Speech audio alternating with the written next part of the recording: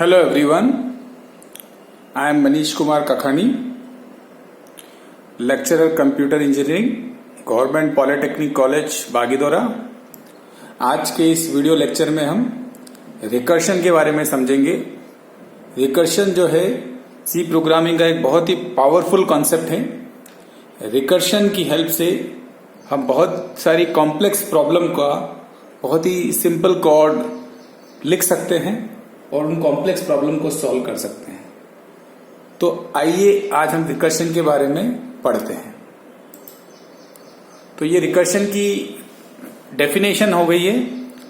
तो रिकर्शन क्या होता है, सबसे पहले हम समझते हैं what is recursion. So function में make a call to itself, this process is known as recursion. किसी भी प्रोग्रामिंग लैंग्वेज के अंदर जब एक फंक्शन अपने आप को कॉल करे तो उसे हम रिकर्शन कहते हैं। एक फंक्शन में तीन बेसिक कंस्ट्रक्ट्स होते हैं। एक होता है फंक्शन डिक्लेरेशन, एक होता है फंक्शन डेफिनेशन और तीसरा होता है फंक्शन कॉल। अगर उस फंक्शन की डेफिनेशन में ही उस फंक्शन के कॉल को लिखा जाए तो हम उसको रिकर्शन कहते हैं, क्योंकि अगर फंक्शन के डेफिनेशन में फंक्शन के कॉल को लिखा जाता है तो फंक्शन अपने आप को ही कॉल करता है। तो ये हो गया हमारा रिकर्शन के डेफिनेशन। Recursion is defining a large and complex problem in terms of smaller and more easily solvable problem. Recursion जो है बहुत ही लार्ज, बड़ी और कॉम्प्लेक्स जटिल प्रॉब्लम्स को स्मॉलर और इजी वे में सॉल्व करने का एक माध्यम है, एक तरीका है। Recursion is a technique that breaks a problem into one or more sub problem that are similar to the original problem। Recursion एक टेक्निक है जिसमें एक बड़ी प्रॉब्लम को एक या एक से ज्यादा छोटी प्रॉब्लम में तोड़ा जाता है और उनका जो सॉल्यूशन होता है वो ओरिजिनल प्रॉब्लम की सॉल्यूशन जैसा ही होता है। मीन्स एक बड़ी प्रॉब्लम को सॉल्व करने का जो मेथड हम अप्लाई कर रहे हैं, जब बड़ी प्रॉब्लम को हम छोटी प्रॉब्लम में तोड़ेंगे, ब्रेक करेंगे, तो उनका सॉल्यूशन भी बड़ी प्रॉब्लम जैसा ही होगा। तो ये हमारा रिकर्शन की डेफिनेशन हो गई। रिकर्शन में बेसिकली दो मेजर केसेस होते हैं। एक होता है बेस केस और दूसरा होता है रिकर्सिव केस। बेस केस और रिकर्सिव केस दोनों ही केस रिकर्सिव फंक्शन में बहुत इंपॉर्टेंट होते हैं। जो बेस केस होता है इसमें in which the problem is simple enough to be solved directly without making any further calls to the same function। So recursion में जो बेस केस होता है वो टर्मिनेशन के लिए यूज किया जाता है। बेस केस में हम लोग वो कंडीशन लिखते हैं जिससे रिकर्सिव फंक्शन टर्मिनेट हो जाए। अगर हम रिकर्सिव फंक्शन में बेस केस को मेंशन नहीं करेंगे तो वो फंक्शन इनफाइनाइट लूप की तरह बिहेव करेगा, वो फंक्शन इनफाइनाइट हो जाएगा, वो प्रोग्राम टर्मिनेट नहीं हो पाएगा। तो बेसिकली बेस केस का बहुत इंपॉर्टेंट और बहुत मेजर रोल है रिकर्सिव फंक्शन में। उसकी हेल्प से हम रिकर्सिव फंक्शन की अंतिम कंडीशन को लिखते हैं, उसको टर्मिनेट करवाते हैं। Recursive case in which the first the problem at hand is divided into simple सब parts, second the function call itself but the sub part of the problem obtained in the first step, third the result is obtained by combining the solution of the simple sub parts। इसका मतलब ये हुआ कि recursive case में हमारा जो programme है, हमारा जो फंक्शन है, वो अपने आप को कॉल करेगा रिकर्सिव फंक्शन से, और जब वो कॉल करेगा तो वो प्रॉब्लम का सब पार्ट ही होगा जिसको वो कॉल करेगा उसी तरीके से। फिर फर्दर वो उसको कॉल करेगा। इस तरह से ये एक चेन हो जाएगी जिसमें एक फंक्शन अपने आप को कॉल करेगा, फर्दर वो अपने आप को कॉल करेगा, लेकिन वो उसकी सब प्रॉब्लम्स होंगी। तो इस तरह से रिकर्सिव केस हो जाएगा। रिकर्सिव केस से हम उस बिगर प्रॉब्लम को छोटी प्रॉब्लम में डिवाइड करके सॉल्व करते जाएंगे। तो दो मेजर केसेस हैं, एक रिकर्सिव केस, एक है बेस केस। जो बेस केस है वो हमारा टर्मिनेशन कंडीशन मेंशन करता है और जो रिकर्सिव केस है वो हमारे प्रोग्राम की जो रिकर्सिव प्रॉब्लम है उसको सॉल्व करता है, सब प्रॉब्लम पे रिकर्शन को अप्लाई करता है। तो दोनों ही केसेस की बहुत मेजर इंपॉर्टेंस है रिकर्शन में। अब टाइप्स ऑफ रिकर्शन। रिकर्शन जो बेसिकली हमारे पास कुछ ये मेजर टाइप्स हैं, उसमें होता है direct recursion, indirect recursion, tail recursion और linear tree recursion. So direct recursion क्या होता है? In direct recursion a function is said to be directly recursive if it is explicitly calls itself.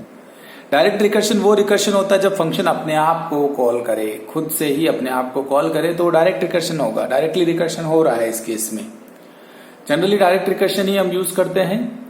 फिर आता है इनडायरेक्ट रिकर्शन।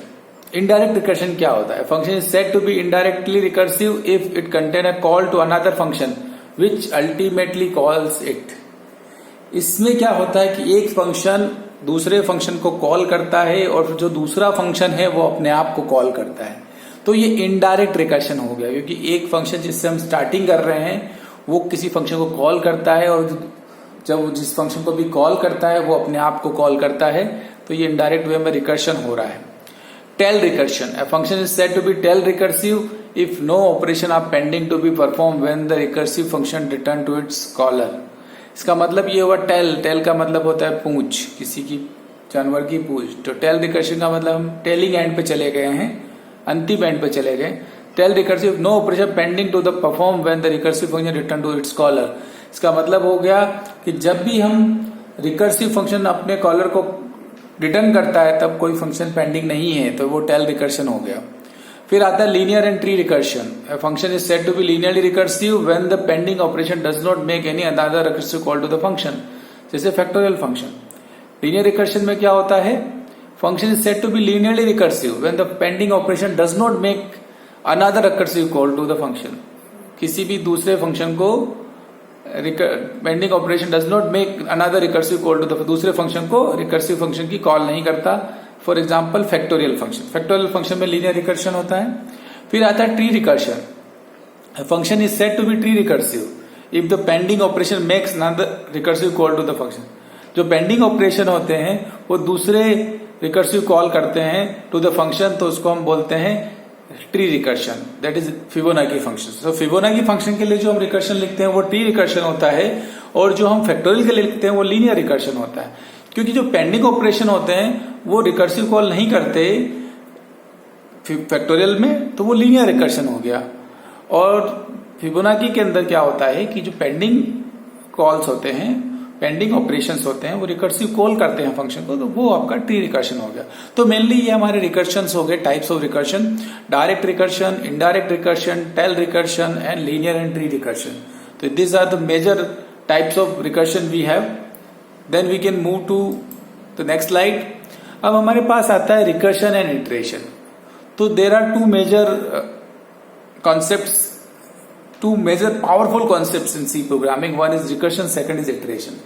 सो recursion functions में हम लगाते हैं, फंक्शन में इंप्लीमेंट करते हैं। जब एक फंक्शन अपने आप को कॉल करे, फंक्शन कॉल इटसेल्फ, वो रिकर्शन होता है। और इटरेशन क्या होता है? इटरेशन लूप को कहते हैं। जब repetition of certain set of statements होते हैं तो हम उसको इटरेशन कहते हैं।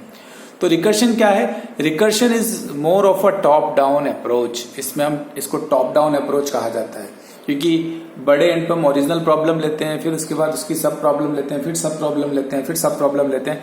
तो हम टॉप से, ओरिजिनल प्रॉब्लम से, बिगर प्रॉब्लम से स्मॉलर प्रॉब्लम की तरफ जा रहे हैं। तो ये टॉप डाउन अप्रोच हुई। इटरेशन जो है वो आपकी बॉटम अप अप्रोच है। It is a bottom up approach. Okay, iteration में हम लोग क्या करते हैं? स्मॉलर प्रॉब्लम्स को सॉल्व करते हैं और finally we all the smaller problem solution constitute to a bigger problem solution. In recursion function call itself until the base case is reach. Function अपने आप को कॉल करता है जब तक कि बेस केस हमें नहीं मिल जाता। और iteration means repetition of process until the condition fails. मतलब सर्टेन सेट ऑफ स्टेटमेंट का रिपीटेशन जब तक कि वो कंडीशन, लूप की कंडीशन ट्रू रहे, तो उसको हम इटरेशन कहते हैं। दोनों ही कॉन्सेप्ट बहुत पावरफुल हैं सी प्रोग्रामिंग में। In recursive functions only base case is specified. Recursive function में बेस केस स्पेसिफाइड होता है, एक रिकर्सिव केस होता है। Iteration approaches involve 4 steps: initialization, condition, execution, updation. Iteration में 4 स्टेप्स होती हैं। सबसे पहले इनिशियलाइजेशन, कंट्रोल वेरिएबल का हम इनिशियलाइजेशन करते हैं, जैसे i = 0 लिखा। कंडीशन i <5 लिखा, वो कंडीशन हो गई रिलेशनल ऑपरेटर के साथ। एग्जीक्यूशन, वो सारा प्रोसेस एग्जीक्यूट होता है लूप्स के ब्लॉक में। एंड अपडेशन, अपडेशन में हम इंक्रीमेंट करते हैं i++, i-, तो वो अपडेशन हो गया। तो इसमें हमारे पास 4 बेसिक स्टेप्स हो गई। इसके बगैर इटरेशन अधूरा है। रिकर्शन में हमारे पास एक बेस केस होता है, एक रिकर्सिव केस होता है, वो दोनों ही केसेस हमें मेंशन करने पड़ते हैं, तभी हमारा रिकर्शन का जो प्रोग्राम है, रिकर्शन का जो फंक्शन है वो पूरा हो पाता है। It keeps your record short and simple. Recursion जो है वो अब आपका रिकर्शन का जो कोड है वो शॉर्ट एंड सिंपल होता है, जबकि इटरेशन का कोड जो है लॉन्गर होता है, बड़ा होता है। One more thing, you can solve like all problem using iteration, but you can not solve all the problem using recursion. In other words, every problem solved through iteration cannot be solved through recursion, but every problem that is solved through recursion can be solved through iteration. तो ये आपका एक बहुत major concept है। सारी problem को हम recursion से सॉल्व नहीं कर सकते, बस वही हम रिकर्शन से सॉल्व कर सकते जहां पे रिकर्सिव फंक्शंस हम बना सकते, जहां हम बिगर प्रॉब्लम को स्मॉलर प्रॉब्लम में डिवाइड कर सकते हैं, उसको तोड़ सकें। बट इटरेशन वहां अप्लाई कर सकते हैं जहां पर रिपीटेशन हो रहा है, तो वहां हम इटरेशन अप्लाई कर सकते हैं। इटरेशन का स्कोप ज्यादा है, रिकर्शन का कम है, बट रिकर्शन कॉम्प्लेक्स प्रॉब्लम को सॉल्व करने का एक बहुत बेहतरीन मेथड है। एडवांटेज, रिकर्शन हम अगर प्रोग्राम में यूज करें तो उसके क्या एडवांटेज होंगे? Recursive function often tend to be shorter and simple than non recursive ones. Recursive function के जो सॉल्यूशंस होते हैं बहुत ही शॉर्ट और सिंपल होते हैं, बहुत ही आसान, इजी और छोटे होते हैं as compare to non recursive solutions. Code is clear and easier to use, बहुत ही क्लियर कोड होता है, इजियर टू यूज होता है। Recursion work similar to the original formula to solve a problem. Original formula के जैसे ही काम करता है, जो हमने सूडो कोड लिखा है, जो हम प्रोग्राम का सूडो कोड या फ्लो चार्ट बनाते हैं, तो उसी तरह से वो प्रोग्राम का रिकर्सिव फंक्शन काम करता है। Follows a divide and conquer technique to solve problem. Recursion में हम divide and conquer approach apply करते हैं। Divide and conquer approach is very fundamental and basic approach in algorithm design analysis of algorithm. So we apply divide and conquer technique to solve a problem in recursion. In some instances recursion may be more efficient. कुछ ऐसी instances भी आती है जब recursion is the only solution, recursion is the best solution, recursion is the most efficient solution. Okay, so this are the advantage of recursion. अब disadvantages की बात करते हैं रिकर्शन की। What are the various disadvantages of recursion? For some programmers and reader recursion is a difficult concept. कुछ programmers के लिए, readers के लिए रिकर्शन एक डिफिकल्ट कॉन्सेप्ट हो सकता है, because recursion is not easy to implement. Recursion is very difficult to implement. Recursion is implemented using system stack. System की जो स्टैक मेमोरी होती है उसकी हेल्प से हम रिकर्शन को इम्प्लीमेंट करते हैं। If the stack space on the system is limited, recursion is to a deeper level will be difficult to implement. Recursion का जो जितना डीपर लेवल पर जाने के लिए स्टैक की मेमोरी काफी अच्छी होनी चाहिए। अगर हम रिकर्शन के डीपर लेवल तक जाना चाहते हैं तो we should have sufficient memory in our RAM. तो अगर डीपर लेवल तक, अगर स्टैक की मेमोरी कम है तो हम डीपर लेवल तक नहीं जा सकते। Difficult to implement for the deeper level. Aborting a recursive process is midstream is slow and sometimes nasty. एक रिकर्सिव प्रोसेस को इन बिटवीन अगर हम अबॉर्ट करना चाहें, इसको बंद करना चाहें, इसको स्टॉप करना चाहें, तो वो बहुत ही स्लो और नास्टी होता है। Using a recursive function takes more memory and time to execute as compare to a non recursive counterpart. एक रिकर्सिव फंक्शन के लिए हमको मेमोरी रिक्वायरमेंट ज्यादा होती है, टाइम रिक्वायरमेंट एग्जीक्यूशन के लिए ज्यादा होती है as compare to non recursive counterpart. It is difficult to find bugs particularly while using global variable. Recursive function में जब हम ग्लोबल वेरिएबल का यूज करते हैं तो बग्स को फाइंड करना is very difficult. So this are all disadvantages of recursion. अगर हम कंक्लूड करें इस चीज को तो बेसिकली डिसएडवांटेजेस में रिकर्शन की जो मेन प्रॉब्लम है वो है उसको इम्प्लीमेंट करना। इसको इम्प्लीमेंट करना बहुत डिफिकल्ट होता है और इसकी मेमोरी रिक्वायरमेंट बहुत आ रही है, resources requirement is very high. तो ये एडवांटेज और डिसएडवांटेज हो गए। हाउ रिकर्शन वर्क्स, ये स्लाइड हमको सिखा रही है कि रिकर्शन की वर्किंग किस तरह से होती है। तो ये वॉइड रिकर्स एक फंक्शन है हमारे पास और उसके अंदर रिकर्स फंक्शन हमने यूज किया। तो ये हमारे रिकर्स फंक्शन जो हमने उसके अंदर यूज किया डेफिनेशन के अंदर, बॉडी के अंदर, वो हमारा रिकर्सिव कॉल हो गया। वो किसे कॉल करेगा? वो रिकर्सिव फंक्शन को ही कॉल करेगा। फिर हम मेन फंक्शन पर आते हैं। इंटीजर मेन फंक्शन से हमने रिकर्सिव फंक्शन को कॉल किया तो रिकर्सिव फंक्शन से जो कॉल है वो कंट्रोल जो है वो वॉइड रिकर्स तक के हेडर पे जाएगा, फिर वो सारे पार्ट्स एग्जीक्यूट होंगे। फिर रिकर्स फंक्शन जो है आपका अपने आप को कॉल करेगा जब तक कि रिकर्सिव फंक्शन टर्मिनेट ना हो जाए। तो कंट्रोल हमारा इनिशियली प्रोग्राम एग्जीक्यूशन का टाइम यहां रहेगा, यहां से ये प्रोग्राम एग्जीक्यूशन के बाद कंट्रोल एग्जीक्यूट होगा, और जब हम इस पे जाएंगे, ये इनडायरेक्ट रिकर्शन का एग्जांपल है, और जब ये कंट्रोल जो है हमारा यहां पर पहुंचेगा तो फिर उसके बाद ये फंक्शन के स्टेटमेंट एग्जीक्यूट होंगे और यहाँ ये रिकर्सिव कॉल जो है इसको फिर से एग्जीक्यूट करेगा। So this is our recursion basically. Now we can move to the next slide. Examples of recursion. So there are basically many examples of recursion. Many problems are solved through recursion, but we are discussing about two major problem of recursion. One is factorial problem. This is very common problem. It is taught to almost all the programming courses, all the C programming courses taught in all kind of colleges and universities and different kind of engineering streams and courses. And second is Fibonacci series. It is also solved through recursion. So the factorial is basically linear recursion example, and Fibonacci is your tree recursion example. So how we are solving the problem through factorial? Just see, integer fact integer n. So this is the name of the function fact, integer return type of the function, integer n is the argument type passed to this function. Then these are the two curly brackets. This is the starting of the block, this is the end of the block. If n equal to 1, this is my base case. If n equal to 1, this is my base case and return 1. जब n की value 1 हो जाएगी तो हम value क्या return कराएंगे? 1 को return कराएंगे। Else return n into factorial of n minus 1. n को मल्टीप्लाई करेंगे फैक्टोरियल ऑफ n, मतलब ये हमारी रिकर्सिव कॉल हो गई।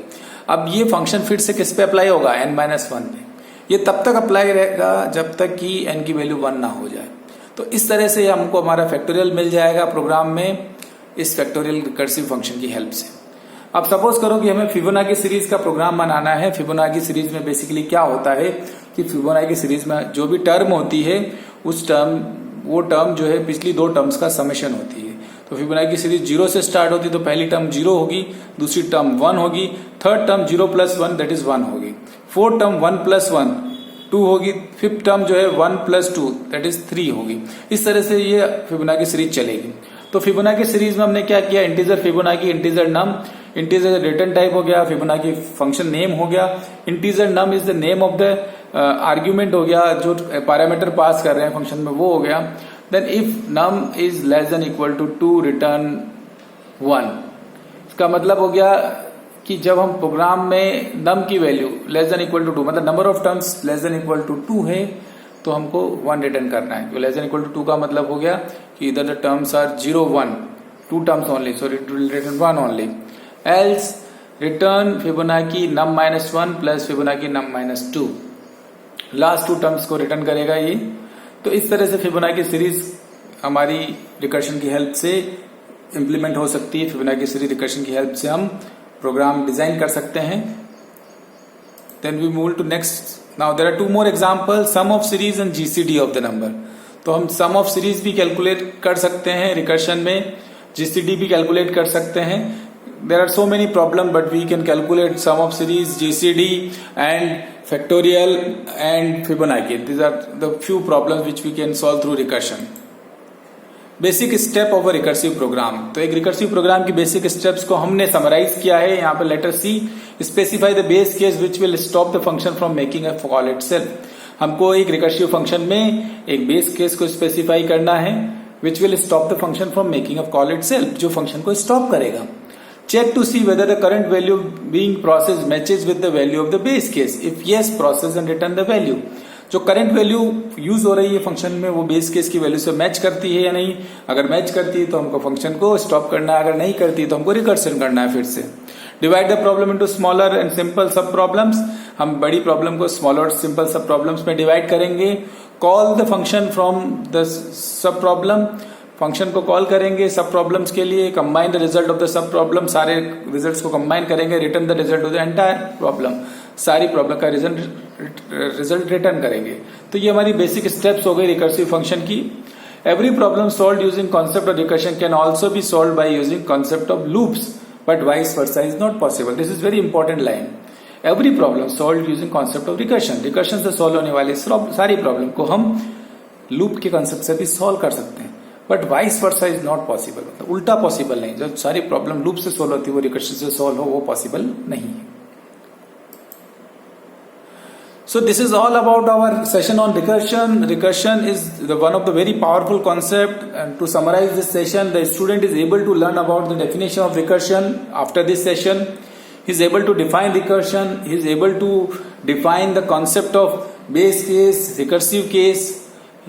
Student is able to apply the concept of recursion to solve complex and large and complex programming problems.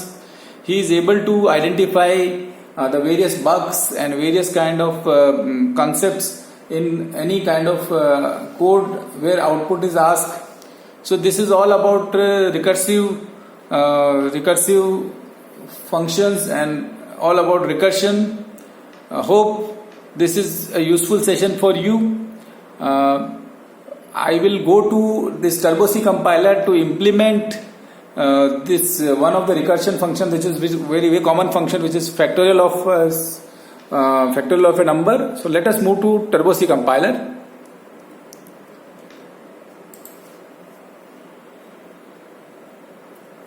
Let us move to TurboC compiler.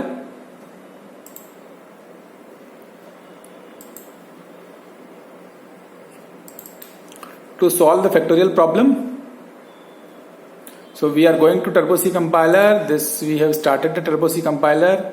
C programming में हम TurboC compiler में recursion की problem को solve करेंगे. So let us move to new file and then we will change the name of the file. This is CPP, so we will make it C recursion. So rec dot C. Okay. How to create a recursive function? Very easy. What we will do? We will write hash include stdio dot h, then we will write hash include conio dot h, then we will write void main, our main function. So hash include is preprocessor directive, stdio is standard input output dot header file, conio is console input output dot header file, console input output function are clear screen and get ch, stdio contain printf scanf functions, main is a compulsory function. Then we will move to first we have to do the factorial of a number, so we require one number that is num, जिसका हमें factorial calculate करना है. Then जो factorial आएगा वो हमको fact में store करना है. Then we will write F में स्टोर करना है. Then we will write semicolon here. Then we will write the definition of that function factorial. So we will make it fact and we will pass one variable to it, integer n. So this is my declaration of the factorial function. Then we will ask the user to input some value, some number where factorial has to calculate, enter a number /n scanf. Percentile d is the format specifier for the integers. Percentile d means the value which entered through the keyboard is an integer value, ampersand of n.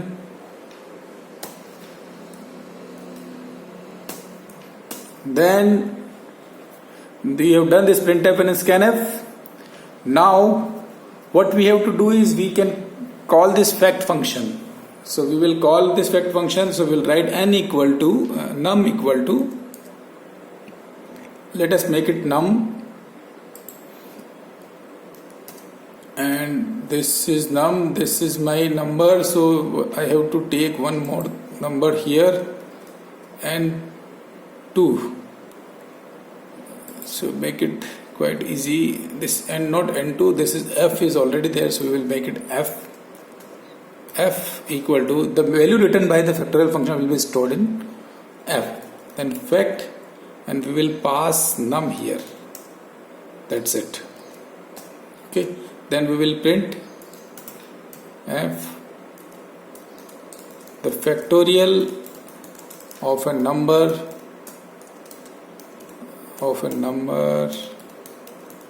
is equal to percentile D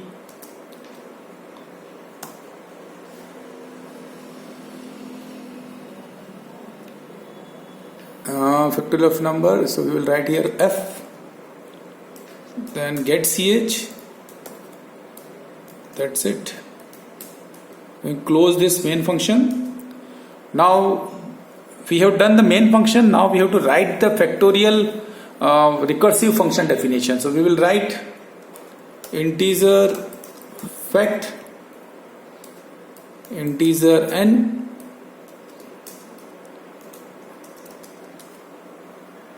then we have to write the base case. So we will write if n equal to 1 return 1, else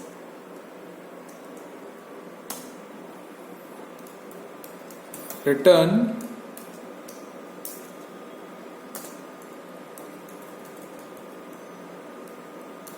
n into fact of n minus 1. So this is our recursive case. This is my base case, this is my recursive case, this is my main function. We are calling the recursive function from this step. Then within this is my recursive call to the function. So this is all about our recursive function. Let us compile it. The program is over. We'll compile it. There is no error in this program, no error. Program is successfully compiled. Now we will run this program. So it will ask for a number. I will write 5 here, and this is 120. So factorial of 5 is 120. So our program is successfully executed. There is no problem in the program. So this is all about recursion. So we have done the recursion theoretical part. Then we have implemented one problem on Turbo C compiler. Hope this session is very useful for you. Happy learning. Thank you.